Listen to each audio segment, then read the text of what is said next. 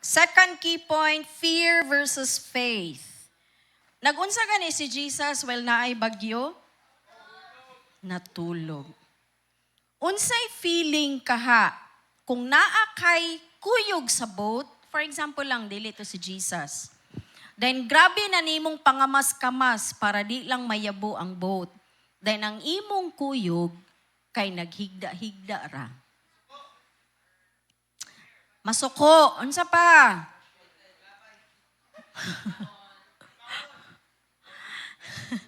Hilabay siya sa tubig.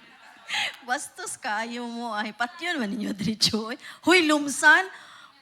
Huy kung naglagot mo sa inyong ex, ayaw lang po na imong tapad. Okay, unsa to? Ilabay.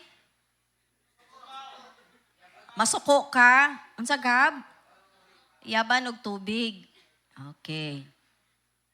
Kabalo ba tano na in life, kay daghan yung panahon nga nag-atubang kag storm, pero ang mga tapad, ang mga nagpalibot nimo, wa sila nasayod. Kabaw man ang disciples no, nga si Jesus silang kuyog, right? Pero ngano kahang nataranta sila? Because of fear. Kanang nahadlok. Usahay makalimot ta sa truth nga anak manday kus Ginoo. Right? Usahay malimtan nato ang truth nga nagsaad si Jesus, never will I leave you, never will I forsake you. Na sa storm di ay sa kinabuhi, dili gyud i-allow ni Jesus igsuon nga malunod kas barko.